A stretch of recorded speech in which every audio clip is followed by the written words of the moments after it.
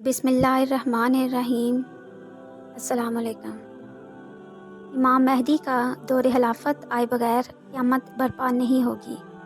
حضرت عبداللہ بن مسعود رضی اللہ تعالیٰ عنہ سے روایت ہے کہ رسول اللہ صلی اللہ علیہ وآلہ وسلم نے فرمایا، دنیا اس وقت تک ختم نہ ہوگی یہاں تک کہ میرے اہل بیت میں سے ایک شخص عرب کا بادشاہ ہوگا جس کا نام میرے نام کے مطابق یعنی محمد ہوگا۔ قیامت کا قائم ہونا یقینی امر ہے، اس پر ایمان لانا ایمانیات میں سے ہے، لیکن کب قائم ہوگی اللہ پاک کے سوا کوئی نہیں جانتا۔ جیسا کہ ارشاد خداوندی ہے، اللہ تعالیٰ ہی کو قیامت کا علم ہے۔ ایک دوسرے مقام پر فرمایا، آپ سے قیامت کے متعلق سوال کرتے ہیں کب آئے گی؟ اس کا علم تو آپ کے رب کے پاس ہے۔ نبی کریم صلی اللہ علیہ وآلہ وسلم کے ارشادات سے یہی معلوم ہوتا ہے کہ قیامت کے وقوع کا علم تو رحمت دو عالم صلی اللہ علیہ وآلہ وسلم کو بھی نہیں تھا۔ حضور صلی اللہ علیہ وآلہ وسلم نے قیامت کی بہت سی علامات بیان فرمائی ہیں۔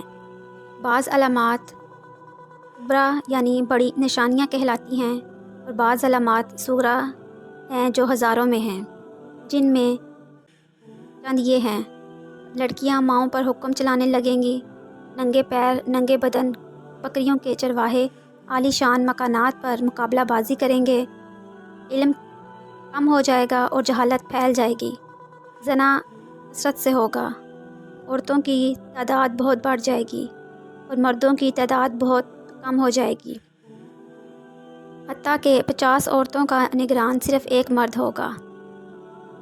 بعض علامات وہ ہیں جنہیں علامات کبریٰ کہا جاتا ہے۔ یہ علامات قیامت کے قریب ترین دور میں ظاہر ہوں گی۔ حضرت حذیفہ بن یمان رضی اللہ تعالیٰ عنہ سے مروی ہے کہ ایک حدیث میں ان علامات کا تذکرہ کیا گیا ہے۔ آپ نے فرمایا، قیامت اس وقت تک قائم نہیں ہوگی جب تک اس میں سے پہلے 10 علامات نہ دیکھ لو، جن میں سے چند یہ ہیں: دجال کا ظاہر ہونا، مغرب کی طرف سے سورج کا طلوع ہونا، حضرت عیسیٰ علیہ السلام آسمان سے نازل ہونا۔ حضرت جابر بن سمر رضی اللہ تعالیٰ عنہ سے روایت ہے، انہوں نے فرمایا، میں نے رسول اللہ صلی اللہ علیہ وآلہ وسلم کو ارشاد فرماتے ہوئے سنا، یہ دین قائم رہے گا یہاں تک کہ تم پر 12 خلفاء ہوں گے، ان تمام پر امت جمع ہوگی۔ پھر میں نے حضور نبی کریم صلی اللہ علیہ وآلہ وسلم کی گفتگو سنی جس میں کچھ سمجھ نہ سکا، تو میں نے آپ سے عرض کی، آپ صلی اللہ علیہ وآلہ وسلم کیا ارشاد فرما رہے ہیں؟ آپ صلی اللہ علیہ وآلہ وسلم نے فرمایا، وہ تمام 12 خلفاء قریش میں سے ہوں گے۔ حضرت امام مہدی سید اور اولاد فاطمہ الزہرا رضی اللہ تعالیٰ عنہا میں سے ہیں۔ آپ کا قدر پتلا، بدن چست، رنگ کھلا ہوا اور چہرہ پیغمبر خدا صلی اللہ علیہ وآلہ وسلم کے چہرے کے مشابہ ہوگا۔ آپ کے اخلاق پیغمبر خدا صلی اللہ علیہ وآلہ وسلم سے مشابہت رکھتے ہوں گے۔ آپ کا اسم شریف محمد، والد کا نام عبداللہ، والدہ صاحبہ کا نام آمنہ ہوگا۔ امام مہدی کا ظہور کب ہوگا؟